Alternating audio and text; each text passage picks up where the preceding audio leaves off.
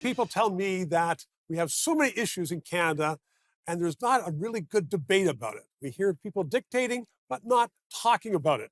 And that's what this show is all about.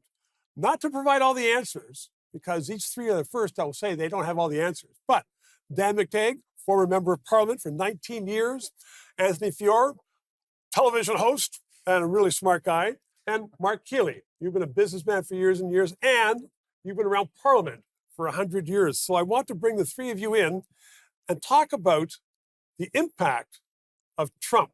Because, as I said in a statement the other day, Trump has been here for just a few weeks.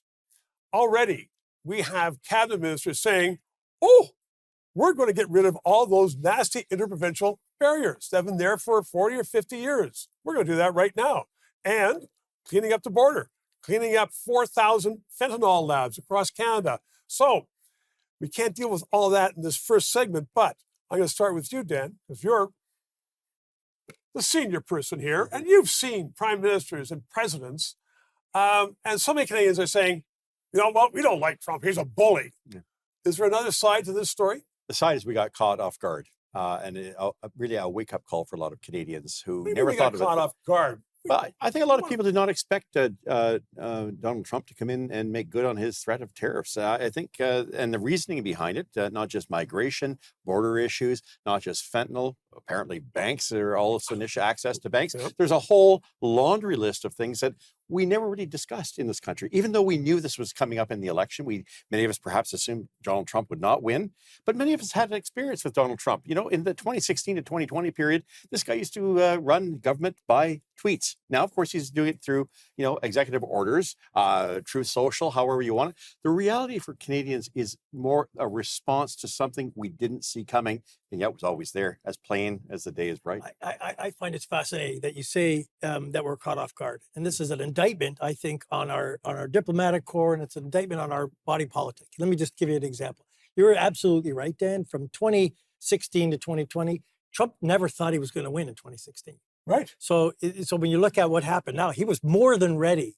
And when they started their transition team, they said, here's what we're going to do. And it was all done from last November. Where the hell was our ambassador in Washington? Why wouldn't she have said, hey, look, this is what's going on. This is what I'm hearing. Never heard a damn thing out of our embassy. Is that because the Canadian establishment did not want Trump to win and they were afraid? I'd even go one step further than you. And I think it's not that we were taken off guard. We're fat and lazy right now. And we had a good ride for 4 years under Biden, and we never did the kind of work that we were supposed to have done. And now we're the ones we're caught off guard because we weren't doing our job anyway. That's what I think. Do you blame it on the government or Canadians, or do you blame it? Well, I don't think any of us thought he was going to win. I didn't think he was going to get reelected. I definitely did not think he was going to get reelected. Oh, you know what? I did say publicly that I thought he was going to win, as I said in 2016. So my prediction was 16 and he won, and I'm still owed $200 by a lot of people. So my whole thing was so my whole thing was I thought it was going to be Kamala Harris that was going to win. I thought, we saw him. We saw him in good times. We saw him in crisis mode, and I didn't think Americans would go for that again, but they did. But to your point about being fat and lazy, I thought I did a good job after COVID exercising. That's fine. Fat and lazy is just, you're right, but we came out of a crisis. And now, if you want to call Trump this, there's another crisis now, and it's a crisis of diplomatic relations with the United States. Is that all it is, diplomatic relations? No, he is changing the states. He is changing the world. Canada, we go to sleep, we pull over the covers at night. We don't want change. And yet Americans, I say they didn't vote against or for Trump. They voted against Harris. They didn't like the way the United States was expanding, the way money was going out to, for sex change operations in Guatemala. They said, we don't like what's going on. And we want something different.